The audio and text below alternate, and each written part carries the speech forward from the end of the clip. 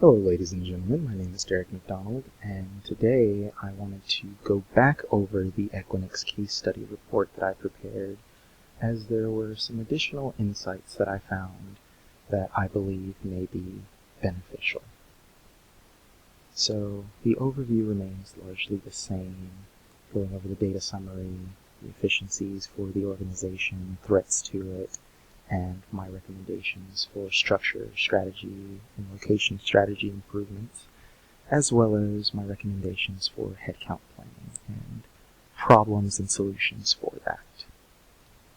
So, the data.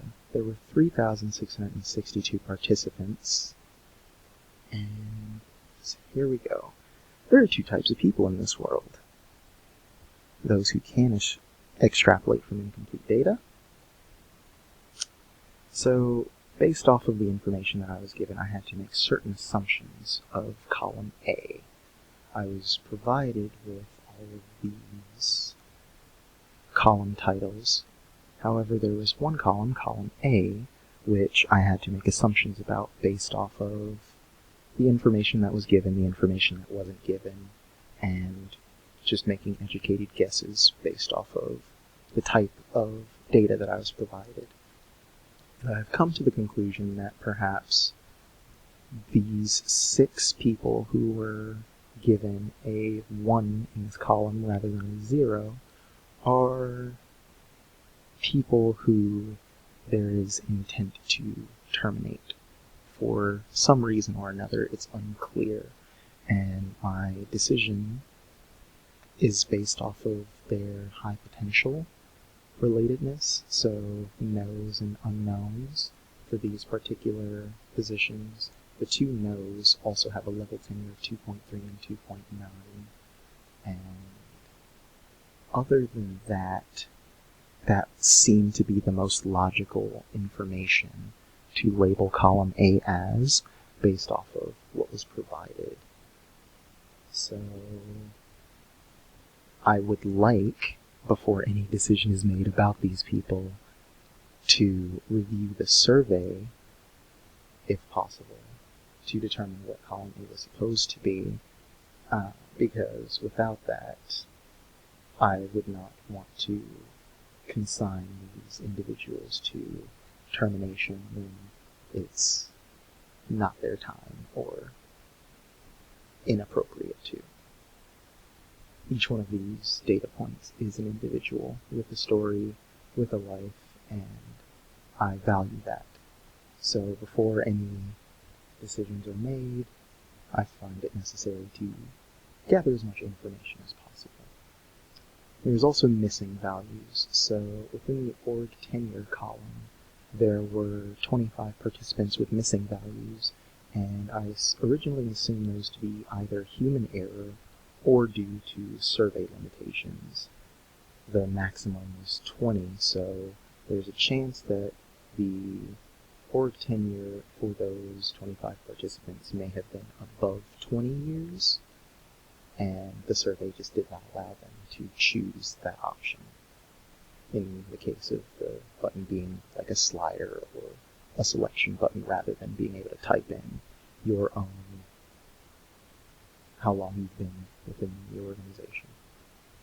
Additionally, within the gender column, there were 6 potentially gender non-conforming people in the Europe and Mediterranean region, and that's because the options of male, female, and prefer not to answer were provided, yet they didn't choose any of those 3 options, leading me to believe that their preferred option was either not there, such as gender non-conforming, or there was just a human error in missing this question and skipping over it.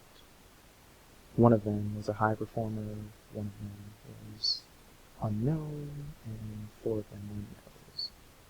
There's also a case where there was a 17-year-old working in America who had been there for 1.2 years. Personally, I'm not versed in individual states' employment laws. However, I do believe that 16 and 17 are too young to be working, so you may want to look into that case a little more deeply. So moving on, the particular efficiencies of the organization. There are 15 specific employees with unknown high potential status with level tenure above 2.5. Now I chose level tenure above 2.5 as the cutoff because after 2.5 years at a position, typically you will have experienced every large fluctuation that position has to offer, so you should have pretty good knowledge of how to perform your duties in that position, as well as have ample time in that position to be evaluated. So because there are 15 employees with that status, I think we may need to review the performance management schedule, or alternatively, how frequently are we evaluating high performance, and how frequently are we evaluating it, and how are we evaluating it for these particular people. Additionally, there are 203 employees with yes for the high potential status with level tenure above 2.5. You don't want to lose out on high potential talent from dissatisfaction with career options, so finding ways to keep employees satisfied, maybe sending out a satisfaction survey and looking at an organizational analysis of available positions that provide insights into why they are considered high potential but have not moved. Is it a lack of options within the organization? We don't know. More data will be needed. And finally, there are 814 employees with no in their high potential status with level tenure above 2.5. So they've been here for more than 2.5 years in this particular position. However, we don't consider them high potential anymore. Do we feel like they've reached the peak of their careers? How can we motivate them to continue to work hard, even if we don't consider them high potential anymore? They're still probably performing essential functions within the company. So how can we improve? Is training needed? Do they need a reevaluation of their job duties, or perhaps a lateral movement?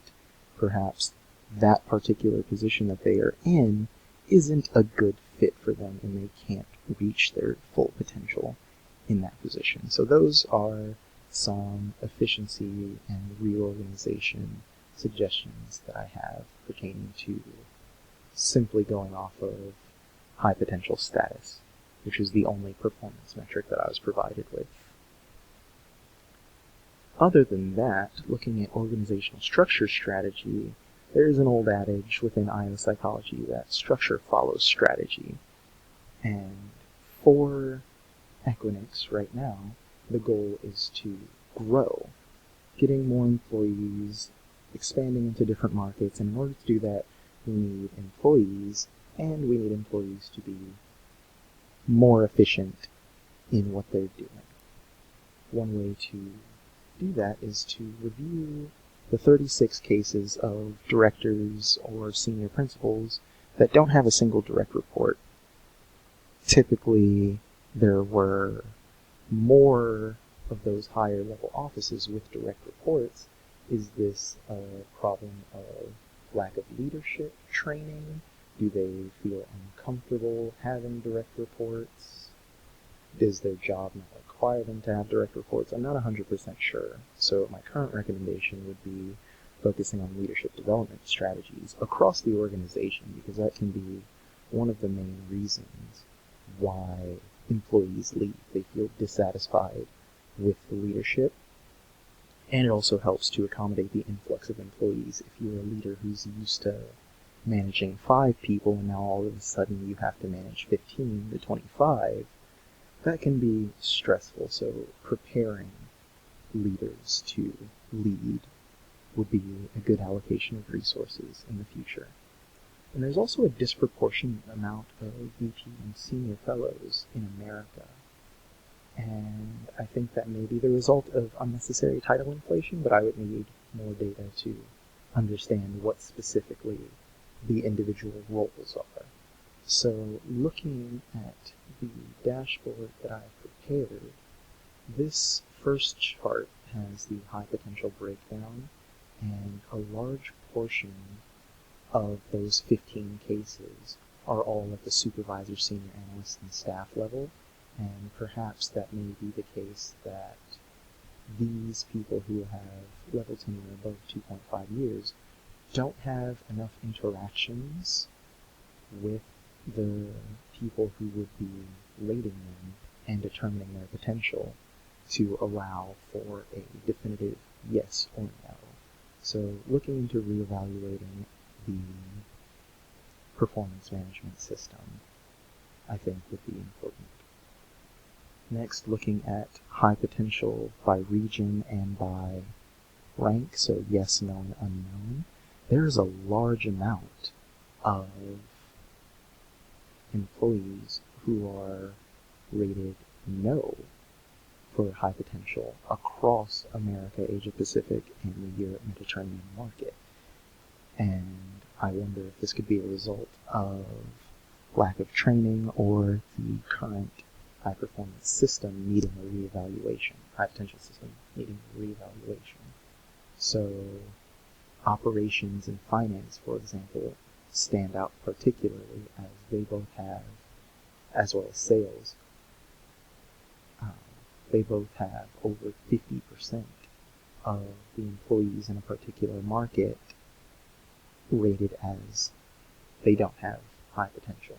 So I believe that reevaluating how we measure it and what we look for, or just how the jobs are structured, could be beneficial and would change these numbers, and if necessary, offering additional training or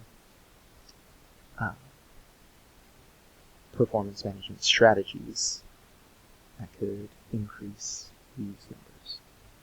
So going back to the slideshow, looking at location strategy, Asia Pacific has 0 senior vice president positions, and they also have the least amount of employees overall, with consistently the lowest relative percentage of high-performance employees rated yes, which makes me think that perhaps there is a lack of senior leadership there, pushing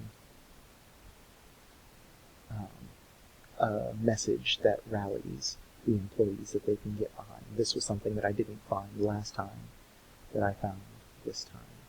Additionally, Europe, the Mediterranean market, and Asia Pacific lack senior fellows and senior vice president positions for several of their business functions, such as customer care.